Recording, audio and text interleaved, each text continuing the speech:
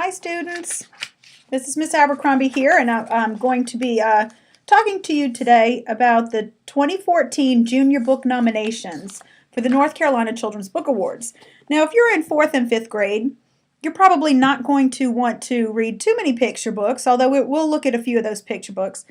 So what I thought I would do is I would book talk some of the chapter books, and maybe you would be interested in reading some of those.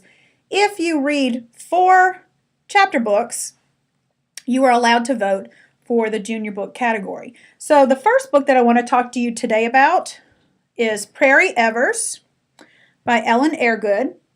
Prairie Evers is finding that socialization isn't all it's cracked up to be. She's been homeschooled by her granny and has learned the most from traipsing through nature. But now she has to attend public school and feels just like her chickens, cooped up and subject to the pecking order. School is a jolt for Prairie until she meets Ivy, her first true friend. But while raising chickens in the great outdoors have given Prairie wisdom and perspective, nothing has prepared her for the give and take of friendship. When Prairie finds out that Ivy's home may not be the best place for Ivy, Prairie must corral all her optimism and determination to hatch a plan to help. Okay, so if you think that sounds interesting, that's Prairie Evers by Ellen Airgood. Okay, the next book that we have is a nonfiction book. This one is called The Skull in the Rock. The Skull in the Rock. The Skull in the Rock is how a scientist, a boy, and Google Earth opened a new window on human origins. The author's name is Lee R. Berger. And this book tells the story of Professor Lee Berger in 2008, with the help of his curious 9-year-old son, discovered 2 remarkably well-preserved 2-million-year-old fossils of an adult female and a young male, previously unknown species of ape-like creatures that may have been a direct ancestor of modern humans. This discovery has been nailed as one of the most important archaeological discoveries. There's his son. One of the most important archaeological discoveries in history. The fossils reveal what may be one of humankind's oldest ancestors. Berger's discovery in one of the most excavated and studied areas on Earth revealed a treasure trove of human fossils in an entirely new human species, where people thought no more field work might ever be necessary. Technology and revelation combined, plus a good dose of luck, to broaden by 10 times the number of early human fossils known, rejuvenating this field of study and posing countless more questions to be answered in years and decades to come. So that is The Skull in the Rock, how a scientist, a boy, and Google Earth opened a new window on human origins. Okay. The next book, I actually don't have a copy of the book. I've got a picture. And some of you have probably already read this book because it is our Book Ninja title for December. The title of this book, I just finished it this weekend. It's very good. The title of this book is Wildlife by Cynthia DeFelice. Eric is preparing for his first ever hunting trip when he learns that his parents are being deployed to Iraq. A few days later, Eric is shipped off to North Dakota to live with Big Daryl and Oma, grandparents that he barely knows. When Eric rescues a dog that's been stuck by a porcupine, Big Daryl says Eric can't keep him. But Eric has already named her Quill and can't bear to give her up. He decides to run away, taking the dog and a shotgun, certain that they can make it on their own out in the prairie. In this story of adventure and survival, Eric learns about the challenges and satisfactions of living off the land, the power of family secrets, and the pain of losing what you love. So I highly recommend this book, Wildlife by Cynthia DeFelice. The next book, if you hate to read, you might like this book. This one is Charlie Joe Jackson's Guide to Not Reading. The author's name is Tom Greenwald. And Charlie Joe Jackson may be the most reluctant reader ever born, and so far he's managed to get through life without ever reading an entire book from cover to cover. But now that he's in middle school, avoiding reading isn't as easy for him as it used to be, and when his friend Tommy McGibney decides that he's tired of covering for him, Charlie Joe finds himself resorting to desperate measures to keep his perfect record intact. All right? It starts out like this. My name is Charlie Joe Jackson, and I hate reading. If you're reading this book, you hate reading too. In fact, You do whatever you can to avoid reading. And the fact that you're holding a book in your hand right now is kind of shocking. So that book is Charlie Joe Jackson's Guide to Not Reading. The next book that we have is Chomp by Carl Hassan. Wahoo Cray lives in a zoo. That's his name, Wahoo Cray. Wahoo Cray lives in a zoo. His father is an animal wrangler, so he's grown up with all manners of gators, snakes, parrots, rats, monkeys, snappers, and more in his backyard. The critters he can handle. His father, he's the unpredictable one. When his dad takes a job with a reality TV show called Expedition Survival, Wahoo figures he'll have to do a bit of wrangling himself to keep his dad from killing Derek Badger, the show's bonehead star, before the shoot is over. But the job keeps getting more complicated. Derek Badger seems to actually believe his public relations and insists on using wild animals for his stunts. And Wahoo's acquired a shadow named Tuna.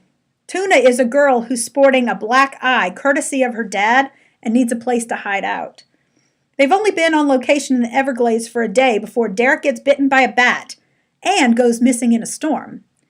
Search parties head out and promptly get lost themselves, and then Tuna's dad shows up with a gun. It's anyone's guess who will actually survive Expedition Survival. So if that sounds interesting, that is Chomp by Carl Hassan.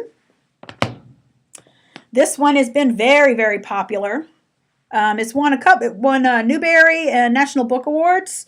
Now it is up for North Carolina Children's Book Award. Many of you may have already read this book. This one's called Inside Out and Back Again by Tana Lai. For all 10 years of her life, Ha has only known Saigon, the thrill of its markets, the joys of its traditions, the warmth of her friends close by, and the beauty of her very own papaya tree. But now the Vietnam War has reached her home. Ha and her family are forced to flee as Saigon falls, and they board a ship headed toward hope.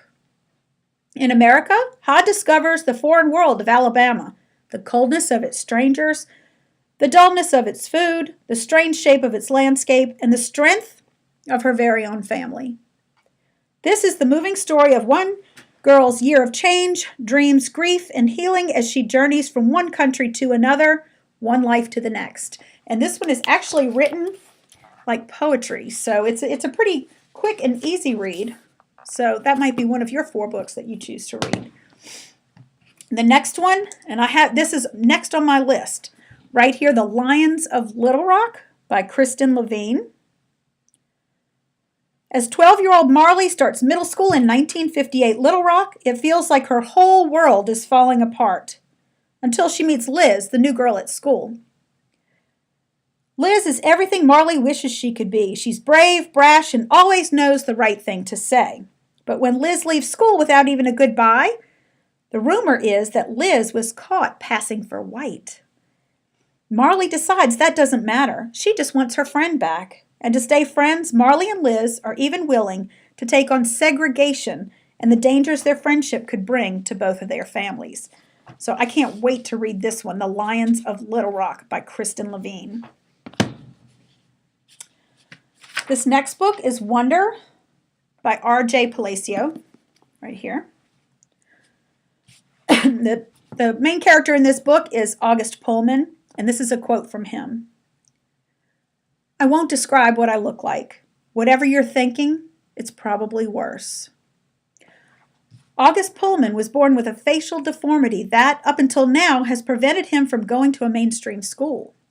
Starting 5th grade at Beecher Prep, he wants nothing more than to be treated as an ordinary kid, but his new classmates can't get past Augie's extraordinary face. Wonder begins from Augie's point of view, but soon switches to include his classmates, his sister, her boyfriend, and others. These perspectives converge in a portrait of one community's struggle with empathy, compassion, and acceptance. In a world where bullying among young people is an epidemic, this is a refreshing new narrative full of heart and hope. R.J. Palacio has called her first novel a meditation on kindness. Indeed, every reader will come away with a greater appreciation for the simple courage of friendship. Augie is a hero to root for, a diamond in the rough who proves that you can't blend in when you were born to stand out. So that is Wonder. The next one is a nonfiction book you might enjoy, especially if you like dogs. This one is called Dogs on Duty, Soldiers' Best Friends on the Battlefield and Beyond by Dorothy Henshaw Patent. When the news of the raid on Osama bin Laden's compound broke, the SEAL team member that stole the show was a highly trained canine companion. Throughout history, dogs have been key contributors to military units. Dorothy Henshaw Patent follows man's best friend onto the battlefield, showing readers why dogs are uniquely qualified for the job at hand, how they are trained, and how they contribute to missions, and what happens when they retire. With full-color photographs throughout and sidebars featuring heroic canines throughout history, Dogs on Duty provides a fascinating look at these exceptional soldiers and companions. So you might like Dogs on Duty. The next one, this is another nonfiction book. This is called The Mighty Mars Rovers. If you're into technology or space, you're going to love this book. This one's called The Mighty Mars Rovers, The Incredible Adventures of Spirit and Opportunity by Elizabeth Rusch. On June 10th, 2003, a little rover named Spirit blasted off on a rocket headed for Mars. On July 7th, 2003, a twin rover named Opportunity soared through the solar system with the same mission, to find out if Mars ever had water that could be supporting life. A thrilling addition to the acclaimed Scientist in the Field series, The Mighty Mars Rover tells the greatest space robot adventures of all time. It tells of Stephen Squires, professor of astronomy at Cornell University and lead science on the mission. The suspenseful page-turner captures the hair-raising human emotions felt during the adventures with the two tough rovers. This next one, really great book. I hope you pick it up. Set in North Carolina. This is 3 Times Lucky by Sheila Turnage. And this is a debut novel, a Southern debut novel with characters that you'd only meet once in a lifetime. Central character, rising 6th grader Miss Moses LeBeau lives in the small town of Tupelo Landing, North Carolina, where everyone's business is fair game and no secret is sacred. She washed ashore in a hurricane 11 years ago, and she's been making waves ever since. Although Mo hopes someday to find her upstream mother, she's found a home with the Colonel, a cafe owner with a forgotten past of his own, and Miss Lana, the fabulous cafe hostess. She will protect those she loves with every bit of her strong will and tough attitude. So when a lawman comes to town asking about a murder, Mo and her best friend, Dale Earnhardt Johnson III, set out to uncover the truth in hopes of saving the only family Mo has ever known. Full of wisdom, humor, and grit, this timeless yarn will certainly melt your heart. That is 3 Times Lucky by Sheila Turnage. Okay, now we have Breadcrumbs by Anne Ursu. Hazel and Jack were friends once upon a time. The games they played demonstrated rich imaginations and kindred spirits. Then Jack got a sliver of magic mirror in his eye, and his heart grew cold. Soon he was snatched away by an evil woman in a sleigh into a strange magical world where snow and cold abound, a place where his frozen emotions seem perfectly at home. Does Hazel have the heart to risk everything to find her friend and bring him back? In Anne Ursu's book, we find a creepy, compelling homage to Hans Christian Andersen's in a story based on the Snow Queen. So if you think that sounds interesting, you will love Breadcrumbs by Anne Ursu. Last book, Lulu Walks the Dogs by Judith Bjorst. And it's a little bit not super wordy and somewhat illustrated, but this would be a quick read as well. Lulu Walks the Dogs.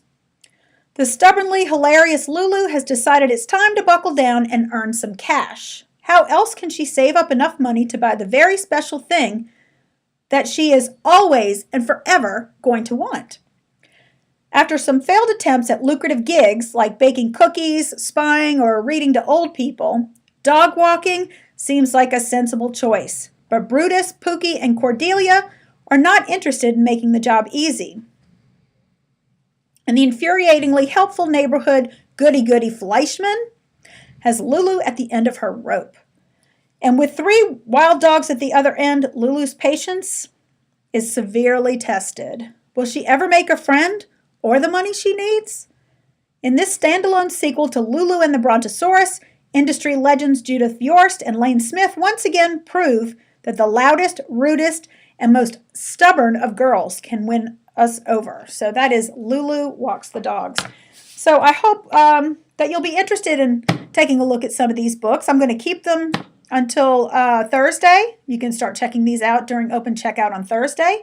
Again, Lulu Walks the Dogs, Breadcrumbs, 3 Times Lucky, The Mighty Mars Rover, Dogs on Duty, Wonder, The Lions of Little Rock, Inside Out and Back Again, Chomp, Charlie Joe Jackson's Guide to Not Reading, Wildlife, The Skull in the Rock, and finally, Prairie Evers. So thank you so much for listening, and you can access this video. I'm going to put it on to the Media Center homepage, and thanks so much. Talk to you later.